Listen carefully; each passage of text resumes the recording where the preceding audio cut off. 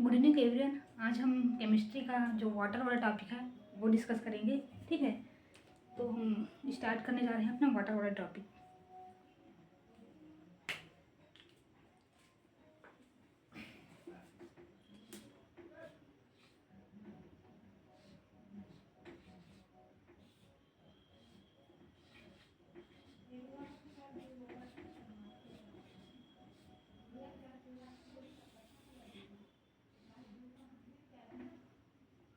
ठीक, तो जल कितने प्रकार के होते हैं? जल होते हैं 4 प्रकार के। ठीक, अभी तक हम लोगों ने सिर्फ पीने वाला जल सुना था। ठीक है, लेकिन जल कितने प्रकार का होता है? जल होता है 4 प्रकार का। कौन कौन सा? आसुत जल होता है, मृदु जल होता है, ठीक, और भारी जल होता है और कठोर जल होता है। ठीक, ये 4 प्रकार के जल होते हैं।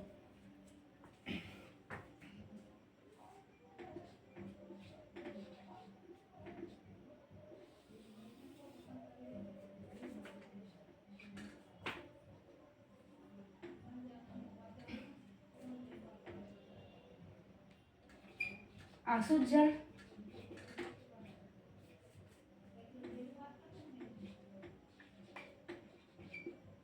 मृदु जल, कठोर जल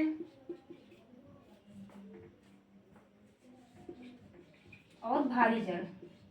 ठीक, आसुत जल को डिस्टिल्ड वाटर कहते हैं, सॉफ्ट वाटर, और ये हार्ड वाटर, और ये हैवी वाटर। ठीक, ये हो गया। तो आसुत जल में क्या होता है? आसुत जल में केवल होता है H2O। ठीक, आसुत जल में क्या होता है? केवल H2O होता है। और इसका हम जो पानी की जो शुद्धता को मापते हैं उसको हम मापते हैं ppm से, यानी कि पार्टिकल पर मिलियन से मापते हैं। ठीक है, तो जो आसुत जल होता है उसमें 0 ppm होता है। क्या होता है? 0 ppm होता है।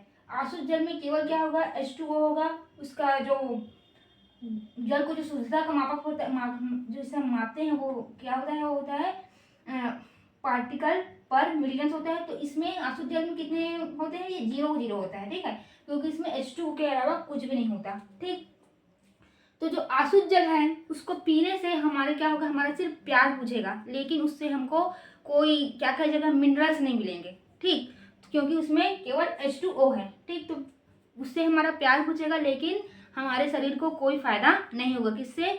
जो आसुत जल है उसका। ठीक है, तो आसुत जल का प्रयोग किस में है? तो आसुत जल का हम प्रयोग करते हैं जो बैटरी होता है। ठीक है, जैसे कि इन्वर्टर है, तो इन्वर्टर से कौन कनेक्ट रहता है? क्या? बैटरी। ठीक है, तो हम देखना जिनके घर में इन्वर्टर होगा तो उसमें 2 महीने में 3 महीने में क्या करते हैं? डिस्टिल्ड वाटर डालते हैं। ठीक, तो डिस्टिल्ड वाटर क्यों डाला जाता है? क्योंकि उसमें केवल क्या होता है? H2O होता है। लेकिन जैसे कि मृदु जल हो गया, ठीक, इसमें क्या होता है? इसमें होता है कैल्शियम, मैग्नीशियम, सोडियम, ये सब क्या होता है? मृदु जल में होता है। बैटरी में क्या होता है? H2SO4 होता है। ठीक है, तो अगर हम उसमें मृदु जल डालेंगे तो कैल्शियम, मैग्नीशियम और सोडियम ये क्या होगा? इससे क्रिया करके क्या करेगा? रिएक्शन होगा इनके बीच। तो रिएक्शन होगा तो क्या? ये अलग अलग चीज बन जाएगा। जैसे कि हम कैल्शियम कर दिए है ना, तो कैल्शियम से क्या हो जाएगा? CaSO4 बन के इधर H2O अलग हो जाएगा। तो बैटरी सही तरीके से काम नहीं करेगा, हो सकता है उसमें शॉर्ट सर्किट भी हो जाए। ठीक है, तो इसलिए हम लोग क्या यूज करते हैं? आसुत जल की यूज करते हैं, क्योंकि उसमें केवल H2O होता है। किसमें? बैटरी में। ठीक, बैटरी क्या होता है? बैटरी में डायरेक्ट करंट होता है, और इन्वर्टर उसको किसमें बदल देता है? उसको कन्वर्ट करता है उसको AC करंट में, अल्टरनेट करंट में। ठीक है, क्योंकि घर का जो जितना भी बिजली से चलने वाला जो उपकरण है वो क्या है? मतलब AC करंट पर ही काम करेगा। किस पे काम करेगा? AC करंट पर ही काम करता है। इसलिए जो इन्वर्टर है वो DC करंट को किसमें बदला जाता है? AC करंट में। ठीक है, तो आसुत जल में केवल H2O, ppm कितना रहता है इसका? 0 ppm होता है। इसका उपयोग किसमें किया जाता है? बैटरी में। और किसमें किया जाता है?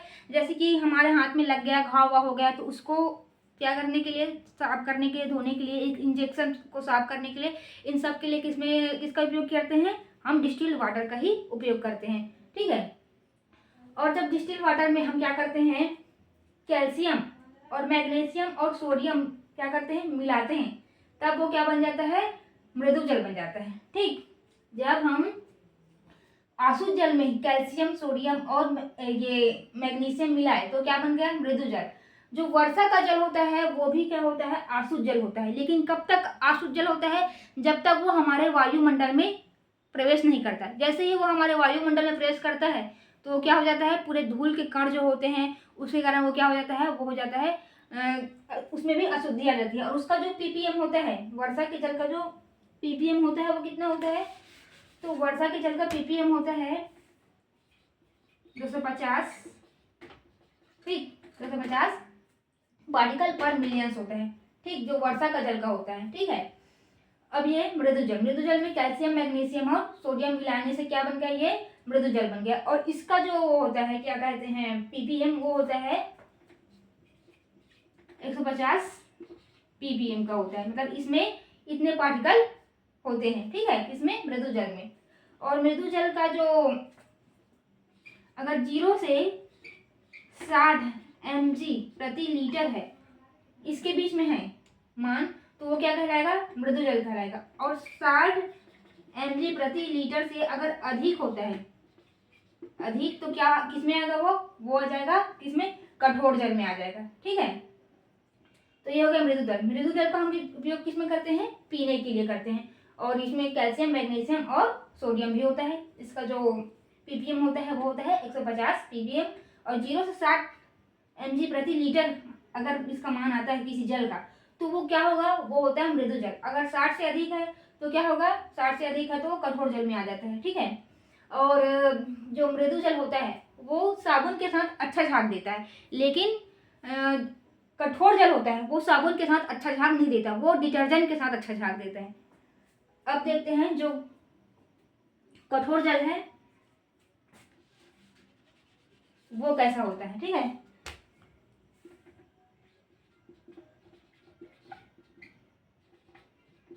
जो कठोर जल होता है इसमें H2O plus Mg plus calcium तो होता ही है। इसके बाद क्या होता है? जब ये जल Mg और ये कैल्शियम, मैग्नीशियम और कैल्शियम जब बाइकार्बोनेट से, इससे बाइकार्बोनेट से क्रिया करता है तो क्या होता है? जल में क्या अस्थायी कठोरता आता है। क्या होता है? अस्थायी कठोरता, ठीक। और जब मैग्नीशियम और कैल्शियम क्लोराइड और सल्फेट से क्रिया करता है, ठीक, तो इससे क्या होता है? इससे होता है स्थायी कठोरता। स्थायी कठोरता, अस्थायी कठोरता को हम आसानी से दूर कर सकते हैं, लेकिन जो स्थायी कठोरता है इसको दूर करने के लिए ये बहुत लंबे समय तक बना रहता है, ठीक है। इसको हम उबाल के, ठीक है, और क्लार्क विधि जो बूझा चूना के द्वारा जो जल को शुद्ध किया जाता है, नाम है क्लार्क विधि, लेकिन उसी में किसका यूज करते हैं हम लोग? बूझा चूना का, ठीक है। उबाल कर और क्लार्क विधि,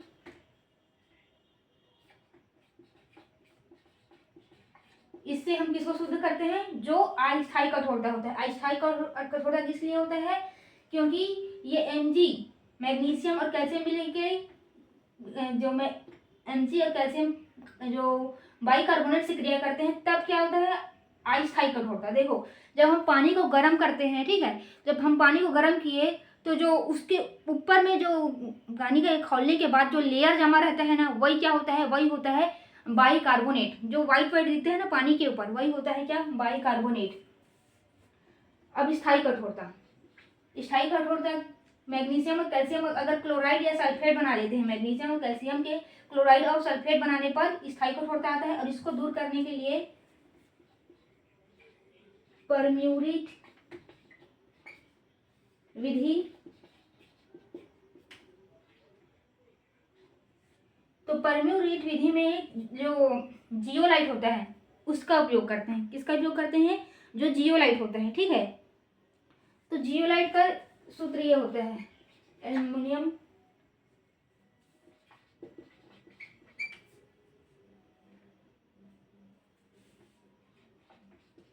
H2O। हाँ, तो ये है जियोलाइट। पर मिनट विधि में किसका उपयोग करते हैं? जियोलाइट का, ठीक है। और जो क्लार्क विधि है उसमें बूझा चूना का प्रयोग करते हैं, ठीक। और इसी में धावन सोडा, ठीक है, धावन सोडा से भी हम जो स्थायी कठोरता है उसको दूर कर सकते हैं, ठीक। तो चाहे देखो, कठोरता दो प्रकार का है, एक है अस्थायी और एक है स्थायी। तो अस्थायी कैसा है? जो हम आसानी से जिसको दूर कर सकते हैं, जैसे उबालकर और क्लार्क विधि द्वारा। और जो लंबे समय तक बना रहता है और जिसको हमको शुद्ध करने के लिए एक लंबे प्रोसेस की जरूरत होता है, उसको कहते हैं हम स्थायी कठोरता। स्थायी कठोरता हो या अस्थायी कठोरता हो, ठीक है, दोनों को हम किससे दूर कर सकते हैं? दोनों को हम जो ये सोडियम कार्बोनेट या जो धावन सोडा है इससे हम दूर कर सकते हैं, या पैराबैंगनी किरण का उपयोग कर सकते हैं। किसको? अस्थायी कठोरता हो चाहे अस्थायी कठोरता, दोनों या तो हम उसको सोडियम कार्बोनेट या उसको पैराबैंगनी किरण से क्या कर सकते हैं? हम दूर कर सकते हैं, ठीक। भारी जल, भारी जल क्या होता है? भारी जल होता है D2O, ठीक। D2O मतलब ड्यूटेरियम ऑक्साइड होता है, कौन? जो भारी जल होता है। इसका प्रयोग हम किस में करते हैं? तो इसका प्रयोग हम करते हैं जो नाभिकीय रिएक्टर होता है उसमें हम इस मंदक के रूप में किसका प्रयोग करते हैं? D2O का प्रयोग करते हैं। इसको कहाँ बनाया जाता है? इसको बनाते हैं हम जो उड़ीसा के जो तलचर है ना, वहाँ इसको बनाया जाता है, ठीक। तो जो सामान्य हाइट मतलब जो जल रहता है, सामान्य जल का जो अणु भार है वो कितना होता है? सामान्य जल का जो अणु भार है वो होता है 18, ठीक। लेकिन जो D2O है, ठीक, उसका भार होता है, इसका अणु भार कितना होता है? इसका अणु भार होता है 20 होता है, ठीक। जो ड्यूटेरियम है उसका अणु भार कितना होता है? 20 होता है। और जो ये ड्यूटेरियम है वो 6000, ठीक, 6000 जल के अणु में एक अणु जो होता है जल का वो क्या होता है? वो होता है भारी, वो होता है भारी जल, ठीक है। 6000 जल के अणु में एक अणु आपको क्या मिलेगा? भारी जल मिलेगा, ठीक। तो उसी को कहाँ बनाया जाता है? उसको बनाया जाता है जो उड़ीसा के तलचर में इसका निर्माण किया जाता है, ठीक। ये क्या करता है? ये जो ऊष्मा को अधिक सोखता है, जो भारी जल है वो ऊष्मा को अधिक सोखता है, इसीलिए इसका बॉइलिंग पॉइंट या इसका क्वथनांक बोलेंगे क्या रहता है? 101.24 डिग्री होता है, ठीक है। ये इसका बॉइलिंग पॉइंट होता है, ठीक। और इसकी खोज किसने की थी? जो भारी जल इसकी खोज किसने की थी बोलेंगे तो इसकी खोज की थी यूरे ने, ठीक। अब इसको हम किस विधि से प्राप्त करते हैं? जो भारी जल है उसको हम वैद्युत अपघटन विधि से प्राप्त करते हैं, ठीक। अब जल को शुद्ध करने की विधियां देख लेते हैं, जल को शुद्ध करने की विधियां, ठीक। तो इसका आप स्क्रीनशॉट लेना चाहे तो ले ले।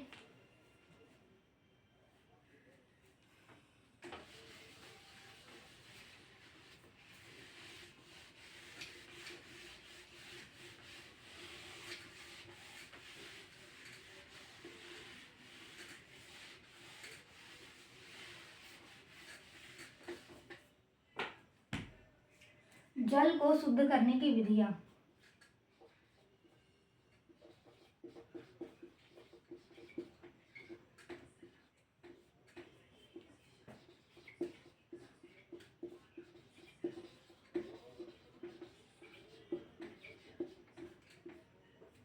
पहला है अवसाधन। अवसाधन मतलब जल को क्या करते हैं? शांत करके छोड़ देते हैं। तो क्या होता है? जो भी उसमें अशुद्धियाँ रहती है वो क्या होता है? वो नीचे बैठ जाता है, ठीक है। और जो साफ जल है वो हमको ऊपर दिखने लगता है। यही क्या होता है? यही होता है क्या? अवसाधन विधि, ठीक है। अवसाधन विधि यही होता है कि जल को शांत करके छोड़ दिया जाता है जिससे गंदगी नीचे बैठ जाए। और दूसरा क्या करते हैं? हम जल को छान सकते हैं, ठीक है, चाहे कपड़े से छाने या जो छानने वाला जो पात्र आता है उससे छाने, ठीक। क्या क्या हो गया? एक हुआ क्या? अवसाधन विधि, एक हुआ छनन विधि, ठीक है। एक क्या होगा, एक होगा आश्वन विधि। उसमें ऐसे द्रव को पृथक किया जाता है जिसके क्वथनांक में बहुत कम अंतर हो, ठीक है, जिसके क्वथनांक में बहुत कम अंतर होता है, उसे हम आश्वन विधि द्वारा क्या करते हैं, पृथक करते हैं। और एक हो गया वाष्पीकरण। जब हम जल को गर्म करेंगे, ठीक है, तो जल जो है वो 100 डिग्री जो सेंटीग्रेड है उसमें उबलना स्टार्ट हो जाता है, लेकिन जो धूल के कण हैं और जो अन्य शुद्धि है वो इस ताप पर क्या होंगे, वाष्प में नहीं बदलेंगे। तो सिर्फ कौन बदलेगा, जल, इसमें जो जल बस है वही इसमें वाष्प में बदलेगा।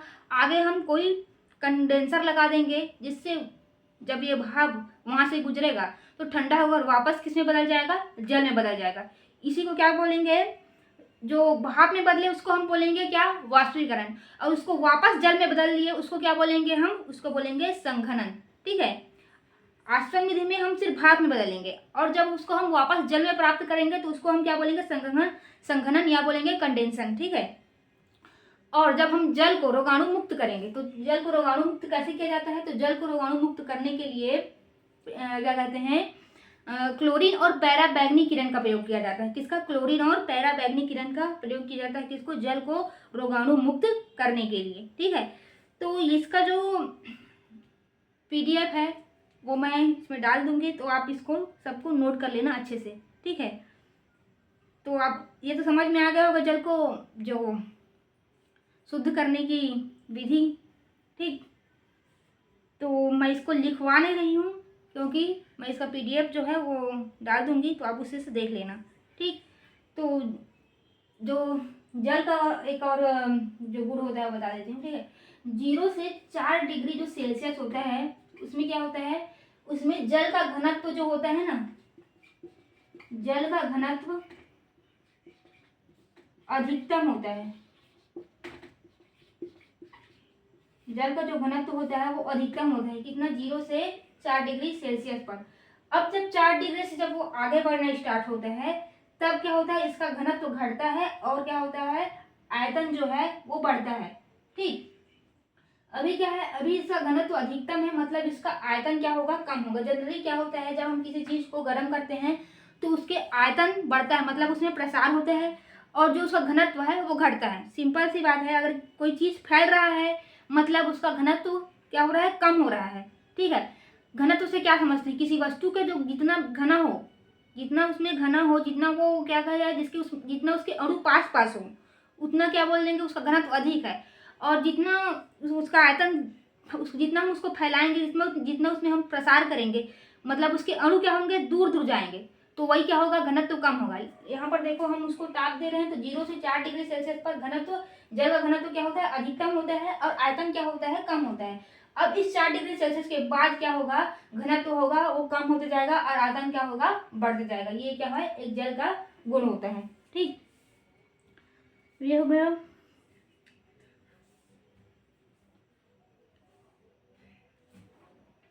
और जल का जो अणुभार 18 होता है, ठीक है। और इसकी जो संरचना होती है वो क्या होती है, कोणीय होती है। और इसका एंगल क्या होता है, इसका एंगल होता है 104 डिग्री सेल्सियस होता है, ठीक है। और जल क्या होता है, अकार्बनिक होता है। अकार्बनिक मतलब उसमें कार्बन नहीं होता है, ठीक। तो अगर ये क्लास आपको अच्छा लगा होगा तो लाइक कीजिए, शेयर कीजिए और सब्सक्राइब कीजिए, ठीक है। धन्यवाद।